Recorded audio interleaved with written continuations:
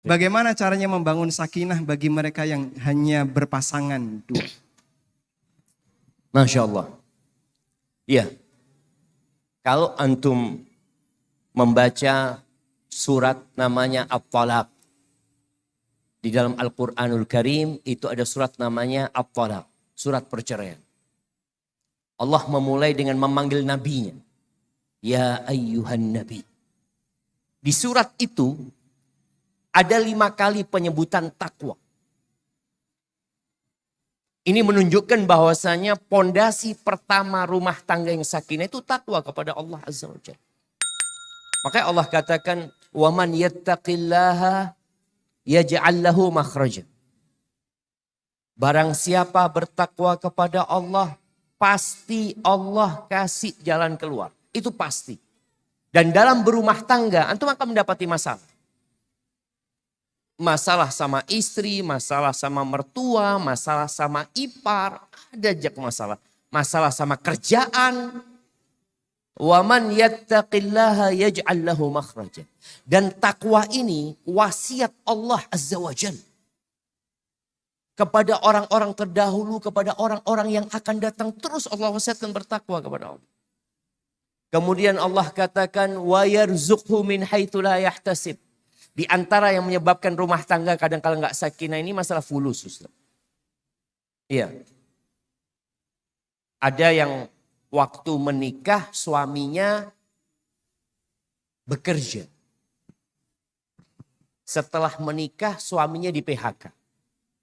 Itu biasanya mulai sakinah itu hilang.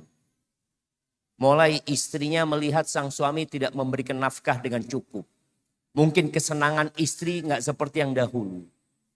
Kuncinya apa? Bertakwa kepada Allah. Laksanakan perintah Allah, jauhi larangannya. Kemudian Allah katakan, "Waman yatawakkal, waman yattaqillaha yaj'al lahu makhrajan, wa yarzuqhu min haitsu la yahtasib, wa man yatawakkal 'ala Allah fahuwa hasbuh." Ini harus ada di setiap insan. Apa? Tawakal sama Allah.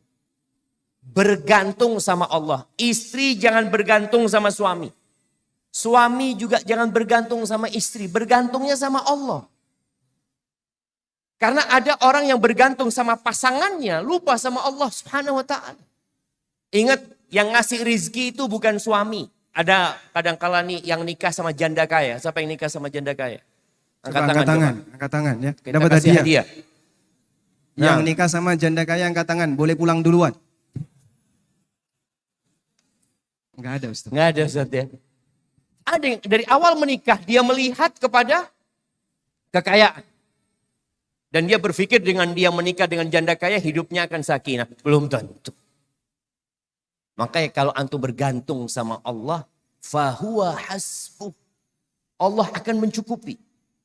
Juga di surat At-Talaq Allah mengatakan, "Waman yattaqillah yaj'al lahu min amrihi yusra." Barang siapa bertakwa kepada Allah, Allah akan jadikan urusannya mudah. Bukan gak ada perkara, bukan gak ada masalah loh jamaah. Ada masalah. Dari ayat tadi yang kita baca itu bicara masalah. Makanya Allah katakan, "Waman yattaqillah yaj'al lahu makhraja." Allah kasih solusi.